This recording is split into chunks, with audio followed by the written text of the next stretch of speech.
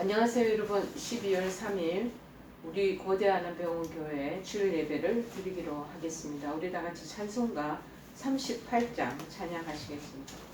임내성 38장입니다.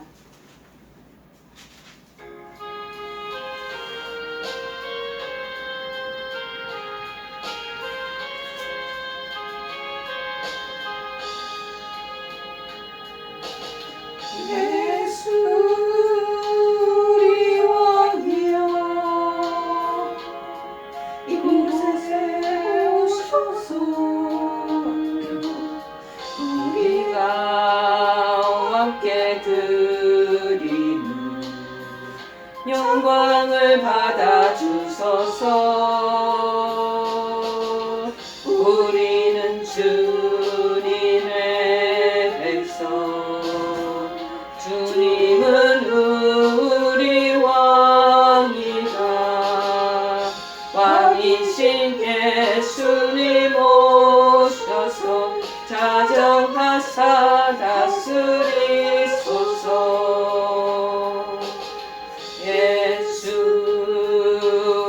주시여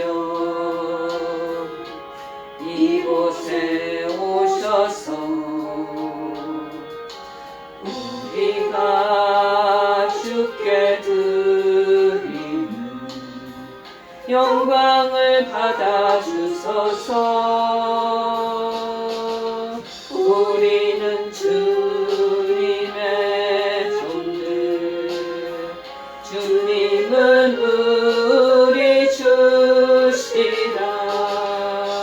주 대신 예수님 오셔서 이 찬양을 받아 주소서. 우리 다 같이 사도신경을 통하여 우리 믿음을 하나님 앞에 고백하시겠습니다. 전능하사 천지를 만드신 하나님 아버지를 내가 믿사오며 그 외아들 우리 주 예수 그리스도를 믿사오니 이는 성령으로 잉태하사 동정녀 마리아에게 나시고 본디오 빌라도에게 고난을 받으사 십자가에 못 박혀 죽으시고 장사한 지 사흘 만에 죽은 자 가운데서 다시 살아나시며 하늘에 오르사 전능하신 하나님 우편에 앉아 계시다가 저리로서 산자와 죽은 자를 심판하러 오시리라. 성령을 믿사오며 거룩한 공의와 성도가 서로 교통하는 것과 죄를 사하여 주시는 것과 몸이 다시 사는 것과 영원히 사는 것을 믿사옵나이다. 아멘. 오늘 하나님께서 저희들에게 주시는 말씀은 이사야서 5장 1절에서 7절 말씀 보시겠습니다. 이사야서 5장 1절에서 7절 말씀, 페이지 수로는 972쪽입니다. 972페이지 이사야서 5장 1절에서 7절 말씀 보시겠습니다. 972쪽입니다. 다 찾으신 줄 알고 제가 봉독해 드리겠습니다. 나는 내가 사랑하는 자를 위하여 노래하되 내가 사랑하는 자의 포도원을 노래하리라. 내가 사랑하는 자에게 포도원이 있으며 심히 기름진 산으로다. 땅을 파서 돌을 제하고 극상품 포도나무를 심었도다. 그 중에 망대를 세웠고 또 그 안에 술틀을 팠도다. 좋은 포도 맺기를 바랐더니 들포도를 맺었도다. 예루살렘 주민과 유다 사람들아 고하노니 이제 나와 내 포도원 사이에서 사리를 판단하라. 내가 내 포도원을 위하여 행한 것 외에 무엇을 더할 것이 있으랴. 내가 좋은 포도 맺기를 기다렸거늘 들포도를 맺으면 어찌 됨인고. 이제 내가 내 포도원에 어떻게 행할지를 너희에게 이르리라. 내가 그 울타리를 걷어 먹힘을 당하게 하며 그 담을 헐어 짓밟히게 할 것이요 내가 그것을 황폐하게 하리니 다시는 가지를 자름이나 북을 돋우지 못하여 찔레와 가시가 날 것이며 내가 또 구름에게 명하여 그 위에 비를 내리지 못하게 하리라 하셨으니 무릇 만군의 여호와의 포도원은 이스라엘 족속이요 그가 기뻐하시는 나무는 유다 사람이라. 그들에게 정의를 바라셨더니 도리어 포악이요 그들에게 공의를 바라셨더니 도리어 부르짖음이었도다. 아멘. 오늘 본문의 말씀의 제목은 하나님을 실망케 하는 자, 하나님을 실망케 하는 자라는 제목의 말씀입니다. 오늘 본장의 이 내용은 소위 포도원의 노래다. The Song of the Vineyard. 포도원의 노래라는 제목으로 불리우는 장으로서 아주 유명합니다. 이 노래는 하나님께서 어떠한 사랑으로 이스라엘을 선민으로 택하시고 그리고 축복의 가나안 땅으로 인도하셨다는 그 사실. 그런데 그 사실에 반하여 이스라엘 백성이 또 어떠한 죄로 이 하나님의 베푸시는 사랑과 은혜를 배반함으로써 급기야 심판의 자리에 이르게 되었는지를 노래하고 있습니다. 이러한 노래의 첫 단락인 본문 1절, 2절의 그 내용을 보면은 포도원의 주인 되시는 하나님께서 포도원인 선민 이스라엘을 위하여 한량없이 베푸신 은혜 그리고 그들을 향해 가지셨던 이 기대에 대한 얘기가 적혀 있습니다. 그리고 그러나 그 기대에 반하여 좋은 포도를 맺어야 되는데 좋은 포도를 맺지 못하고 들포도를 맺게 되는 이스라엘에 대한 하나님의 큰 실망만 가지고 있으신 게 아니라 이제 진노를 내리시는 그것을 경고하는 것이 또 3절에서 7절까지의 내용을 이렇게 세 단락 큰 무리가 세 파트로 나누고 있습니다. 여러분 이 신약 성경에서도 보면은요 예수님께서는 비유법에서 이 포도원에 대한 얘기를 종종 말씀하고 계십니다. 또 포도원이라는 것은 하나님 나라를 얘기도 하기도 하시지만 일반적으로 우리가 참여하는 교회를 가리키는 것을 볼 수 있습니다. 마태복음 21장 33절 41절의 그 내용을 보면은 포도원 농부의 비유법이 나와 있잖아요. 자, 포도원을 만들어 놨어요. 농부들에게 세를 준 거예요. 세를 주고 이 주인이 저 타국에서 오래 있다가 이제 수확의 때가 되네 포도원 소출 얼마를 바치게 하려고 한 종을 농부들에게 보냅니다. 그런데 농부들이 이 주인이 보냈던 종을 막 심히 때리고 그 다음에 소출의 얼마를 손에 돌려 보내기는커녕 거저 빈손으로 보내는 거예요. 그래서 주인이 이게 무슨 일이냐 싶어서 또다시 제 두 번째로 다른 종을 그 포도원 현장에 보냅니다. 그런데 그곳에 있던 또 농부들이 마찬가지로 첫 번째 그 종에게 아주 혹독하게 때리고 그들을 그냥 빈손으로 보낸 것처럼 둘째 번 이 종에게도 똑같이 그렇게 하는 거예요. 아예 능욕하고 그저 빈손으로 또 보내는 거예요. 세 번째 또 종을 이 주인이 설마 그렇게 했겠냐 해서 또 다시 보냅니다. 마찬가지로 세 번째 종도 업신여기고 쫓아내고 그렇게 해서 아주 홀대를 하는 거죠. 농부들이 이제 자연적으로 기다려 보는데 세 번째 종에 이것들 세 번째 종도 안 되니까 설마 주인이 내 직접 혈육인 아들을 보내면 이 아들은 이들이 한대하고 소출의 일부를 보내겠지 하고 공격하겠지 하고 보낸 거예요. 그런데 이 농부들이 이제 서로 공모를 하죠. 이는 이 포도원의 주인의 상속자다. 얘를 죽여버리자. 그리고 죽이고 그 유업을 이 포도원의 이 땅을 우리의 것으로 다 만들자 하고 포도원 밖에 내어 쫓아서 결국에는 그 아들까지 죽이게 되는 거예요. 자, 그러니 포도원 주인이 이 사실을 알고 어떻게 느끼겠습니까?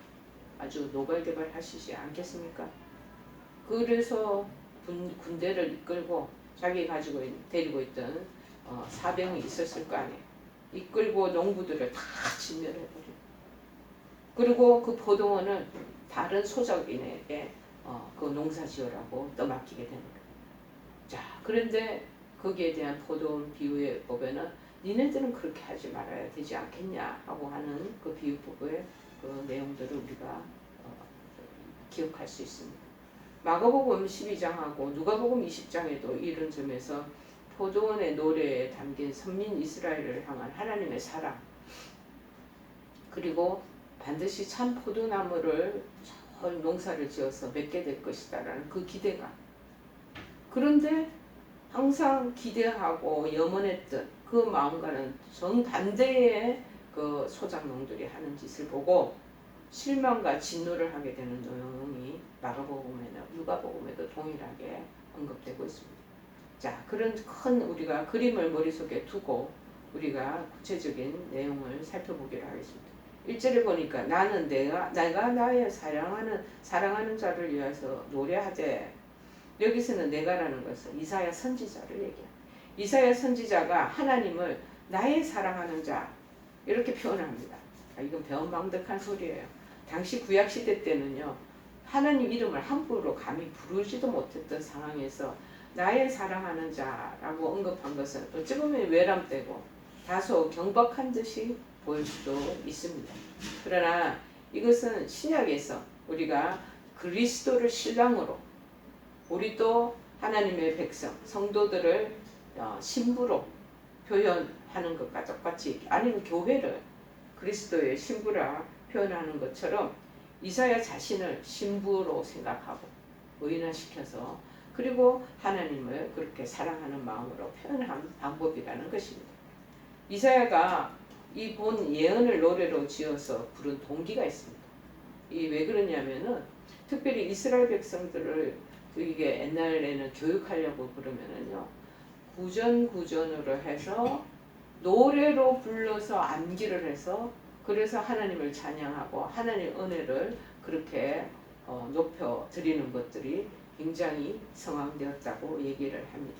그래서 출애굽기 15장에도 보니까 1절에 이때 모세와 이스라엘 자손이 이 노래로 여호와께 노래하니 일렀으되 내가 여호와를 찬송하리니 그는 높고 영화로우시며 말과 그 탄자를 바다에 던지셨음이라. 그때 그 당시에만 해도 인쇄술이 발달하지 않았잖아요. 그러다 보니 사람들이 제일 기억에 오래 머릿속에 내리에 그게 꽂혀 있으려면은 어쩔 수 없이 노래를 불러서 그렇게 멜로디를 붙여가지고 흥얼대면서 후대에 전송이 됐다라는 것입니다. 자, 우리도 지금 찬양할 때 찬양의 그 소리가 굉장히 그 멜로디와 그 가사가 우리 머릿속에 내리에 늘 스치고 지나가면서 찬양하는 것, 그거 하나님 기뻐하시는 거죠. 여러분, 그래서 이 신명기 32장, 31장에도 마찬가지로 이 모세가 이스라엘 총회에 이 노래의 말씀을 끝까지 읽어 들리니라고 그렇게 했습니다. 하늘이여 귀를 기울이라. 내가 말하리라. 땅은 내 입의 말을 들을지어다. 이러면서 노래로 그 내용을 하나님이 이루신 그 역사들을 이스라엘에게 베푼 그 사랑을 노래로 그렇게 전수를 시켜왔다는 거예요. 그래서 나의 사랑하는 자에게 포도원이 있으며 두마리를 나이 없이, 포도원은 이스라엘 백성을 뜻한다고 얘기를 드렸잖아요. 자, 포도원이 이스라엘 백성들에게는 매우 귀중한 재산이었다라는 것입니다. 그것은 열왕기상의 21장에도 보면 아하방이 생각나시죠? 아하방이 나봇의 아름다운 포도원에 굉장히 탐심을 품었던 그 사건에서도 우리가 기억할 수 있습니다. 자, 얼마나 그 포도원이 이스라엘 백성에게 귀중한 재산이었듯이 하나님도 이스라엘 백성을 오죽하면 이 포도원의 비유를 그렇게 하셨을까요? 따라서 오늘 이 본문에 여호와 하나님께서 당신의 포도원이 되는 이스라엘을 너무너무 아끼고 소중하게 생각하고 있다라는 것을 말씀하고 있는 것입니다. 오죽하면 요한복음 15장에도 1절 10절에도 그러잖아요. 나는 참 포도나무요 내 아버지는 농부라. 무릇 내게 붙어있어 열매를 맺지 아니하는 자는 하고 포도원과 포도나무에 대한 얘기들을 이렇게 비유법으로 언급하고 있습니다. 그런 그 포도나무의 그 모든 가지들 그 밑에 묘종을 어디다가 그것을 심느냐 하면은 심이 기름진 산에다가 그것을 심는다는 거예요. 땅을 파서 돌을 제하고 정말 심이 기름진 산에 5장 1절에 하반절에 그렇게 말. 포도원을 가꿀 때 농부는 주로 땅이 좋고 기름진 그 비옥한 지대를 고른다는 거예요. 이처럼 하나님께서도 이스라엘 백성에게 각별한 애정을 가지고 계셔서 그들에게 젖과 꿀이 흐르는 가나안 땅을 주셨다라는 것을 여기서 의미하고 있습니다. 그래서 2절에는 돌을 제하고 땅에 가서 극상품 제일 포도나무 종자를 씹게 됩니다. 여기서 이제 본문에서 돌을 제했다는 이 돌은 가나안 족속을 얘기하는 거다라고 성경학자들은 언급하고 있습니다. 이 극상품 포도나무는 역시 이제 우리가 계속 지금적으로 지금 이해해 오듯이 하나님의 택한 백성 이스라엘을 가리키고 있습니다. 따라서 본문은 포도원 농부로서 이스라엘 백성들에게 그 극진하게 쏟았던 당신의 그 각별한 수고와 그 정성이 어떻다라는 것을 보여주는 대목입니다. 자, 하나님께서 이스라엘 민족을요 출애굽 시킨 후에 출애굽만 시켜놓고 그냥 내몰라라 그렇게 하시지 않았잖아. 그 이후에도 계속해서 변함없는 애정을 가지고 관심을 가지시면 그들을 가나안 땅으로 인도하시고 특별히 가나안 땅에 들어가서는 죄악으로 짙게 물들어 있던 가나안 7족속을 다 제거하십니다. 그리고 이제 이스라엘 백성을 그 가나안 땅에 들여놓고는 그 땅에 정착하면서 이제 안정된 그런 환경을 만들어 주시고는 하나님과의 이제 계속된 교제를 통해서 구원의 본의에 맞는 뜻에 맞는 열매를 맺을 수 있도록 섭리하셨다는 것을 의미하고 있습니다. 그래서 이제 망대를 세웠고 술틀을 팠었도다. 이 망대는 와치타워라고 그래서 포도원 관리를 위해서 누가 다른 게 뭐 절짐승들이 와서 다 먹고 가나 아니면 이방 민족들이 와서 그것을 손을 타나 어쩌나 이것을 살피는 와치타워 망대를 얘기하고 술틀은 영어 성경에 보고 와인 프레스 이제 거두게 나면은 포도원이 결실되고 나면 그걸 이제 접착하는 곳 술틀을 그렇게 준비하고 있다라는 것이죠. 따라서 하나님께서는 이스라엘을 가나안 땅에 딱 들여다 놓으시군요. 그냥 네 마음대로 알아서 살아라 하고 방관해 두신 것이 아니라 외적의 침략, 다른 모든 위험으로부터도 끊임없이 보호하면서 지켜주셨음을 나타낸다고 지금 이 오늘 본문의 내용에 그것을 망대와 술틀을 통해서 우리가 비유하면서 정말 그 깨달음을 얻을 수가 있습니다. 당시 이 사실은 남유다 백성들의 제약된 삶을 살게 된 것이 우리가 생각하기에는 하나님께서 돌보시지 않아서 그들 마음대로 그렇게 분망하게 그냥 살았지 않았는가라고 얘기를 하겠지만 그게 아니라 이 남유다 백성들의 그 제약된 삶을 살게 되는 그 원뜻은 그들의 완악하고 강팍한 마음 때문이었다는 걸 보여주고 있다는 것입니다. 그래서 주인은 그러니까 우리 하나님은 정말 이스라엘의 이 포도원에서 좋은 포도 맺기를 바라는 거예요. 그런데 웬걸 기대와는 정반대로 들포도를 맺는 거예요. 최상품 포도나무를 가장 비옥한 땅에 심고 할 수 있는 최선의 노력을 다한 농부로서 자연히 최상급의 A+, 트리플 A 뭐 이런 포도 열매가 맺히는 것을 기대하는 것은 너무나 당연하지 않겠습니까? 그러나 들포도가 맺히니 그 농부의 실망과 그 안타까움은 얼마나 크겠습니까? 하나님께서는요 출애굽시켜 놓은 이스라엘 백성을 처음부터 끝까지 정말 선민 이스라엘을 극진하게 돌보시는 거예요. 그렇기 때문에 당연히 그들에게 세상의 열매인 온전한 순종을 기대하셨다라는 것입니다. 우리 그 자식들도 이렇게 우리가 애가 태어나면 그 애가 정말 올곧게 바르게 자라기 위해서 최선을 다하며 양육을 하잖아요. 그러다 보면 잘 이렇게 순종하면서 자라나는 녀석들이 있는 반면에 그 외에 아예 그냥 마음을 부모님의 마음을 속썩이고 지 마음대로 살게 되는 그런 불황당한 그런 아들도 딸도 있다라는 것입니다. 그 순종하는 마음을 기대하는 그런 모든 부모들의 공통점이에요. 우리 하나님도 그러신다는 거예요. 그런데 그 결과가 뭐냐? 배은만덕한 폐역의 열매인 들포도가 주렁주렁 맺히는 거예요. 얼마나 탄식을 하시는 소가리를 하시는 거 이건 너무 당연한 거 아니겠습니까? 그래서 이 3절에 보니까 이제 나와 내 포도원 사이에 판단하라. 하나님께서는 예루살렘과 유다 백성을 다 불러셔서 니들이 행하는 죄악을 니네 스스로 한번 판단해봐라는 거. 이렇게 하심으로 결국 하나님께서는 이스라엘 백성 니네들 스스로 죄를 깨달으라.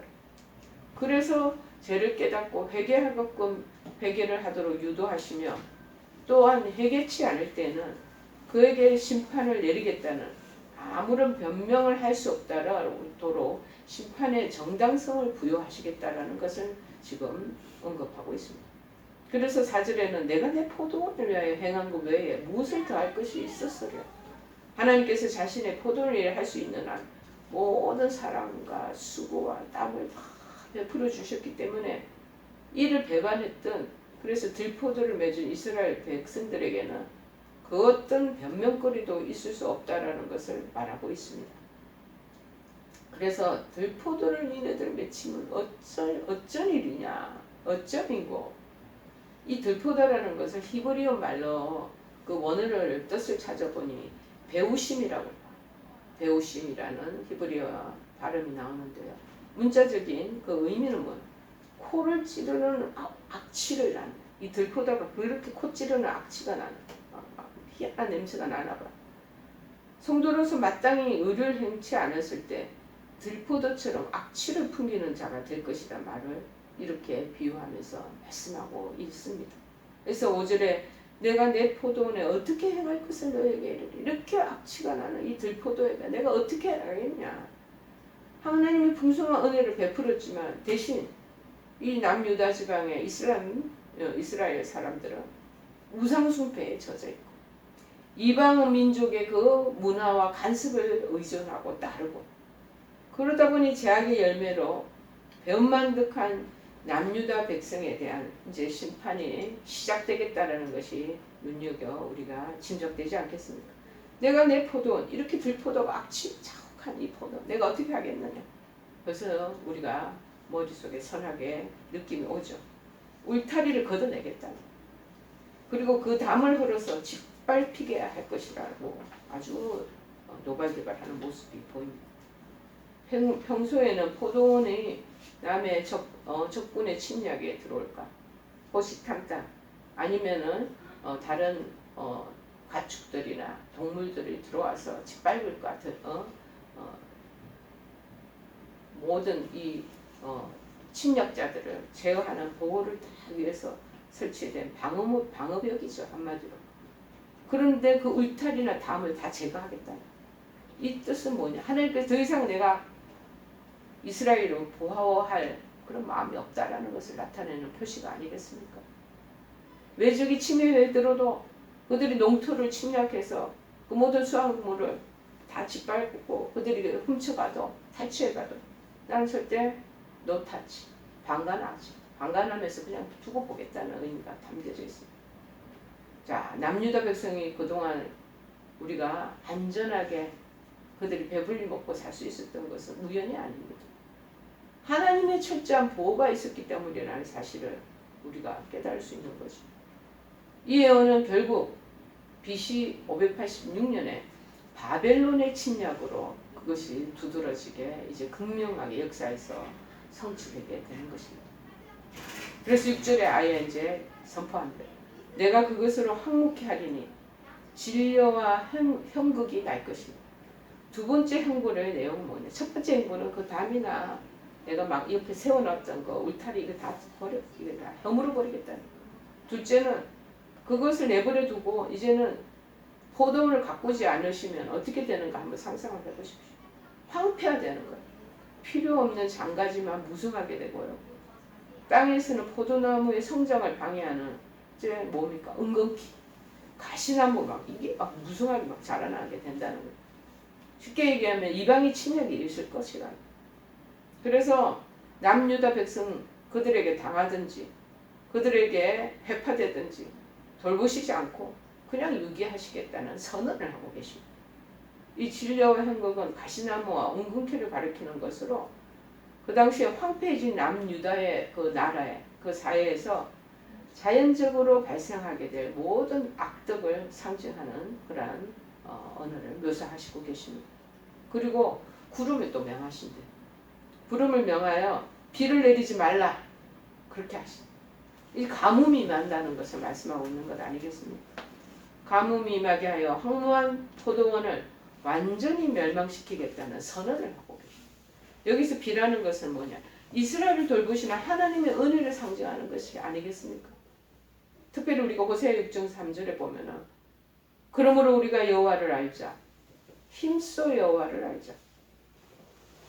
그의 나타나시는 새벽 빛같이 어김없나니 비와 같이 땅을 적시는 늦은 비와 같이 우리에게 임하시리라 하니 이렇게 말합니다. 여러분 이제 온 천하에 비가 내리지 않는다면 그걸 우리가 농사짓는 농경시대에 비가 없다는 생각을 상상을 해보십시오. 초토화되어 버리는 것입니다. 사막이 되고 황폐화되어 버리고 먹을 거리가 없어서 결국은 지리멸렬 되지 않겠습니까? 그런데 하나님께서 호세아서 14장 5절에는 또 말씀하시기를 내가 이스라엘에게 이슬과 같으리니 이슬이 내리고 하늘에서 늦은 비 이른 비가 내릴 때만이 꽃이 피고 백합화같이 피겠고 레바논 백향목같이 뿌리가 박힐 것이다. 그런데 구름을 명하여 비 내리지 말라고 하나님 하시겠다는 은총은 남유다 백성에게는 절대 이제는 하늘의 은총 허락하지 않으시겠다는 아주 무서운 선언을 하고 계시는 것입니다. 결국에는 남유다가 파멸하게 된다는 것을 여기 내포하고 있습니다. 왜냐하면 그들이 그동안 안전하고 배불리 먹고 살 수 있었다는 것은 오로지 하나님의 그 은총의 결과였기 때문이라는 것을 우리가 반대적으로 생각할 수 있는 것이죠. 그러나 이제는 하나님께서 가차없이 남유다의 죄악에 대해 철저한 심판을 행하시겠다고 말씀하심으로써 역으로 그들에 대한 이전에 내가 너희들의 사랑이 얼마나 크다라는 것을 그것을 지금 보여주고 계시는 것입니다. 그래서 7절에 왜냐하면 이 앞에 심판을 받게 되는 이유에 대해서 설명하는 부분이 7절의 내용입니다. 그들에게 공평을 바라셨더니 도리어 부르짖음이었도다. 공평과 의로움은 좋은 포도에 해당되는 것. 여기 반대로 대조적으로 포악과 부르짖음은 들포도에 연관된다고 볼 수 있습니다.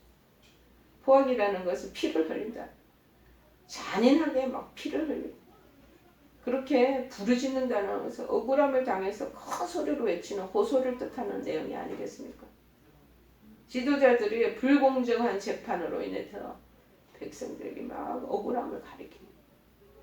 그래서 이 정반대의 단어들을 서로 대구시킴으로써 하나님의 기대에서 곁길로 벗어나게 된 이스라엘 범죄를 보다 더 신랄하게 지금 질타하고 있는 모습을 우리는 볼 수 있습니다. 여러분은 가장 인생을 살면서 의지하고 기대하였던 사람이 가족 중이나 아니면 지인 중이나 안 그러면 친구 중이나 일가 친척 중에 있으십니까? 자, 그런데 가장 의지하고 가장 신뢰했던 자에게 배반을 당했던 경험을 가지고 계십니까? 저는 개인적으로 있습니다. 정말 쓰디쓴 그 배신은 세월이 흘러도 희한하게 제 내리 속에서 절대 지워지지 않는 깊은 상처로 계속 남아있게 되더라고요. 만약 여러분들도 그런 일이 있었다면 그 일은 여러분에게 참으로 뼈아픈 정말 기억도 하고 싶지 않은 그런 일 때문에 오랫동안 세월이 흘러도 이렇게 잔잔하게 아니면 아주 정말 뚜렷하게 여러분의 머릿속에 남아있을 것입니다. 자, 그러나 우리에게도 우리의 그릇된 삶 때문에 실망하고 안타까워하시는 분이 계신다라는 것입니다. 바로 우리의 아버지가 되시는 하나님이시라는 것이죠. 하나님께서는 당신의 백성들에게 큰 기대를 가지고 계십니다. 우리에게 너무나 기대를 많이 하고 계십니다. 그래서 우리 하나님도 우리 인격체와 똑같이 인간들과 지, 정, 유를 가지신 인격을 가지신 분이에요. 그런데 당신의 그 아들, 딸, 백성들이 하나님의 기대에 어긋난 삶을 만약에 살 때면 얼마나 실망하시는가. 그건 너무나 당연한 일입니다. 우리는 제가 좋아서 제가 할 길로 가지만 하나님은 당신이 우리 아들이 우리 딸이 이렇게 좀 순종하면서 갔으면 좋겠다는 마음의 염원이나 소원이나 꿈이 있지 않겠습니까? 부모들이 그 자식들이 그렇게 되는 모습을 보고 희망을 가지고 정말 힘든 여정 속에서도 잘 살아 나가시고 힘과 용기를 가지시는 거죠. 그런데 우리는 마찬가지로 우리의 아버지가 되시는 하나님 앞에 하나님과 의도와 기대에 어긋나겠죠. 다른 길로 간다고 생각을 해보세요. 하나님은 얼마나 통탄하고 실망하시겠냐는.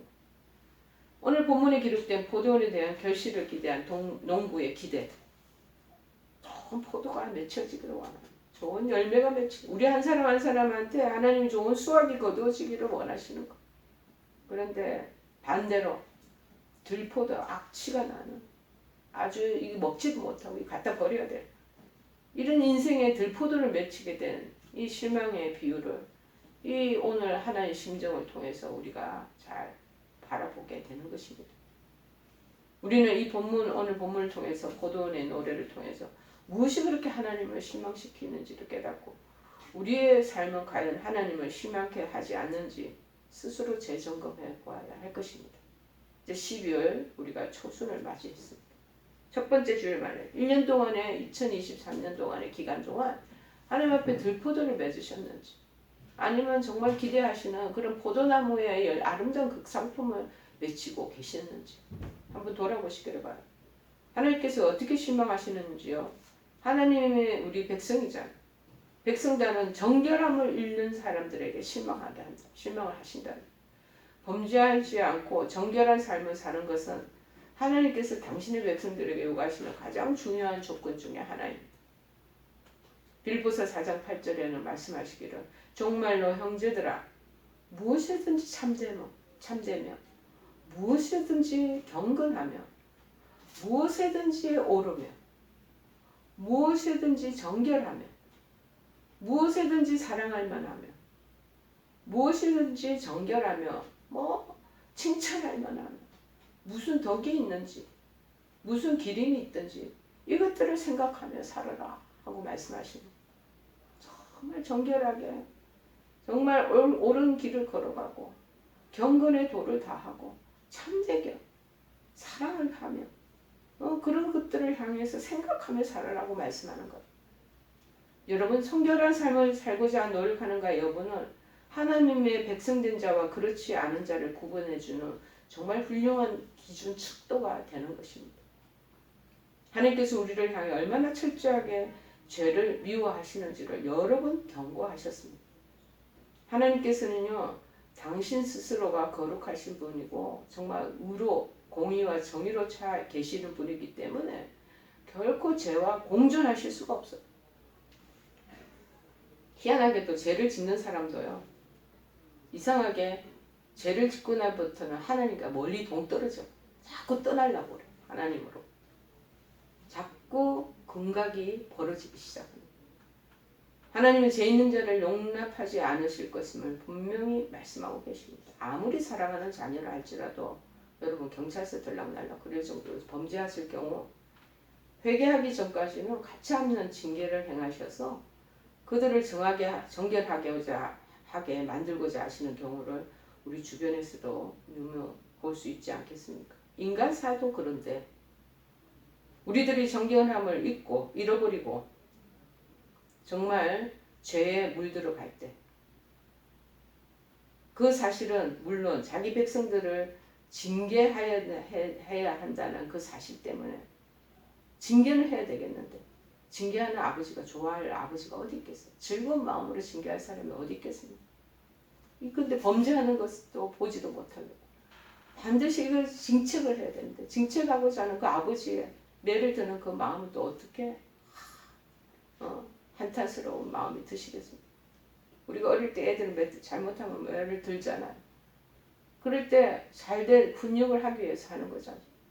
기분 좋아서 하시는 분이 어디 있겠습니까? 잘 되라고 그렇게 하시는 거 아니겠어요?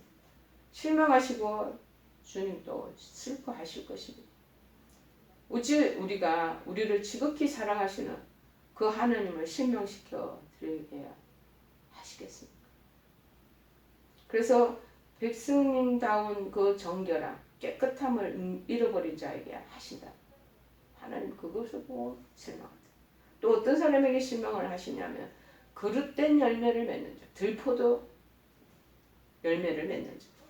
나무 심을 때 사람들은요 다양한 목적을 가지고 다 나무를 심지 않겠습니까?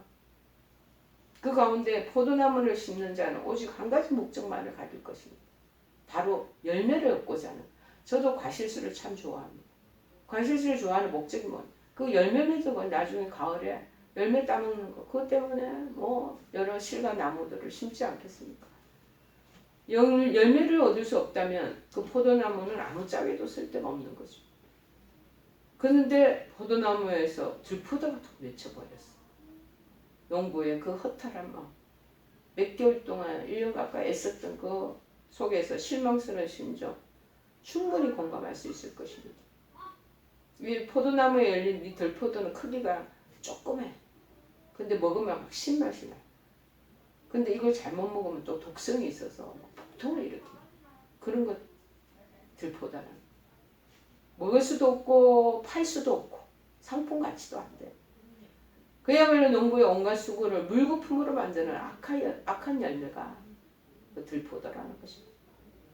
여러분, 농부가 가시나무를 심어서 지금은 이 포도나무 심었던 것처럼 포도 열매를 기다리잖아요. 하나님께서도 우리 각자에게 여러 가지 열매를 기대하고 계신다는 것. 그 열매는 성경에서 성령의 9가지 열매다라고 얘기하는 것도 갈라디아서 5장 22절 23절에 나옵니다. 어떤 열매냐고요? 사랑의 열매, 희락, 화평, 오래 참음, 자비, 양성, 충성, 온유, 절제. 9가지 열매가 맺힌 데를 원한다는. 그리고 또 빛의 열매를 맺기를 원한다. 성령의 열매 9가지하고 빛의 열매가 몇 개. 그 빛의 열매는 에베소서 5장 9절에 나옵니다. 빛의 열매는 모든 착함과 의로움과 진실함에 있느니라. 이 빛의 열매뿐만 아니라 의의 평강한 열매를 또 맺기를 원하시는 것. 히브리서 12장 11절에 말씀하시기를 무릇 징계가 당시에는 즐거워 보이지 않고 슬퍼 보이나 후에 그로 말미암아 연단한 자에게는 의의 평강한 열매를 맺나니. 이런 여러 가지 이름으로 열매의 이름이 막 나타나. 이것을 맺기를 원한다는 것. 그러나 어떤 그리스도인들은요, 이러한 좋은 열매를 맺는 것 대신에 분쟁을 일으키는 열매, 시기, 불의, 들포도같이 악취가 나는 이런 악한 열매를 맺어서 그리스도의 이름을 더럽히고요. 그리고 교회에 상처를 주기도 하는 사람들도 있습니다. 하나님께서 그리스도의 피로 가축을 사신 성도에게서 이같이 악한 열매가 맺히시고 이게 수확이 된다면 이 실망을 금치 못할 것은 눈에 뻔하게 보이지 않겠습니까? 여러분, 혹 여러분의 삶 가운데 하나님을 실망시켜드리는 열매는 없는지 우리 자신의 발자취를 이제 한 달 남겨준 2023년도를 기억하는 것. 이 시점에서 한번 되돌아보시기를 바랍니다. 여러분, 세 번째는 뭐냐? 성장하게 해주신 그 은혜를 망각하는 자들, 이들에게 실망한다. 포도나무가 열매를 맺기 위해서는 농부가 세심한 관리를 하지 않겠습니까? 장가지도 다 쳐주고 벌레가 먹을까 약도 뿌려주고 햇빛이 잘 들려고 여러 가지 여러 모양으로 배치 돌기를 신경을 쓰게 되고 또 거의 만들어질 그 가을 정력에는 병충해 들지 않도록 또 이 신문지나 한지를 이렇게 다 포도송이 솔만 이렇게 그렇게 밤잠을 설치면서 수고와 노력과 땀을 동원시킵니다. 모든 농장의 가수나무가 다 그렇듯이요. 포도나무 열매는 어찌 보면은 그 열매가요. 농부의 땀, 사랑의 결실이 뭉쳐져 있는 그러한 총체적인 그 열매가 아닌가 싶습니다. 우리는 이 같은 사실을 기억하면서 우리 자신도 하나님께서 하나님의 사랑, 애정과 열심으로 우리를 돌보고 계신다는 것을 우리가 기억해야 할 것입니다. 누가 하나님의 그 사랑을 모자란다고 할 수 있겠습니까? 누가 그 열심이 부족하다고 감히 말할 수 있겠습니까? 하나님의 사랑과 그 열심이 그분의 백성인 성도가 하나님 뜻에 합당한 삶을 살 수 있도록 충분한 조건을 공급해 주셨다는 사실은 어느 누구도 부인할 수 없는 명백한 그 진리인 것입니다. 시편 84편 11절에 말씀합니다. 여호와 하나님은 해와 방패시라. 여호와께서 은혜와 영화를 주시며 정직히 행하는 자에게 좋은 것을 아끼지 아니하실 것입니다. 충분히 조건들을 공급해 주신다는 거예요. 그러므로 우리 믿음의 성도는요, 이런 하나님 은혜를 망각하고 마치 지금의 자기의 지금 살아가는 지금 입장이 자신의 노력과 자신의 그 성장의 그 공로가 자기가 노력한 결과야 힘에 있으노라고 스스로에게 돌린다면 그것도 하나님의 커다란 실망과 진노를 불러일으키게 될 것이라는 겁니다. 성장하게 해주신 그 은혜를 망각하면 안 된다는 거예요. 여러분, 우리는 성장케 하셔서 하나님을 섬길 수 있는 자가 되게 해주신 그 은혜를 감사해야 할 것입니다.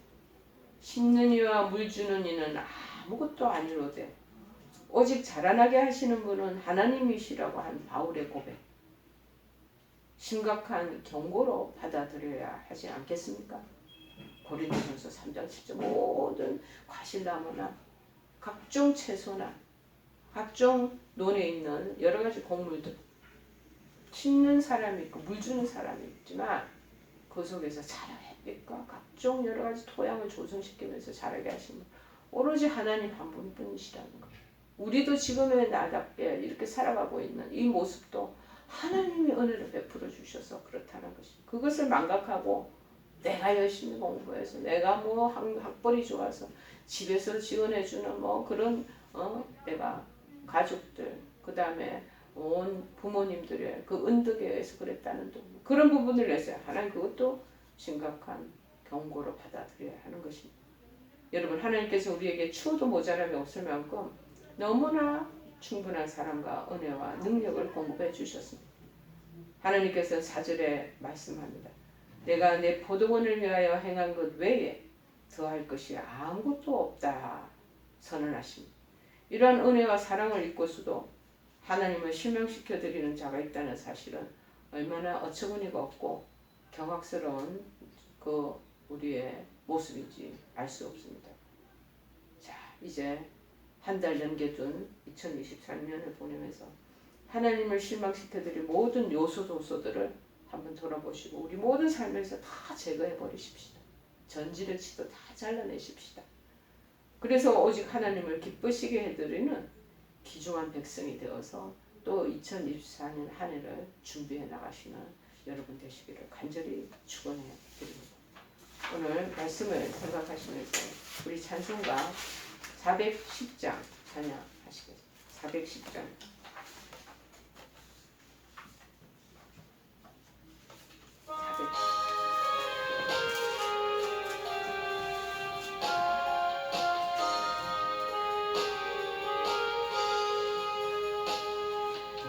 맘에 한 노래 있어 나 즐겁게는 부르네 이 노래를 부를 때에 그 평화 임하도다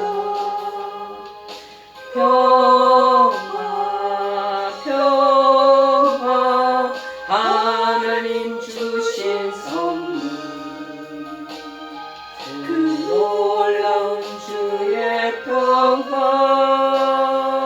하나님 선물일세 주 십자가 지심으로 날 구원해 주셨으며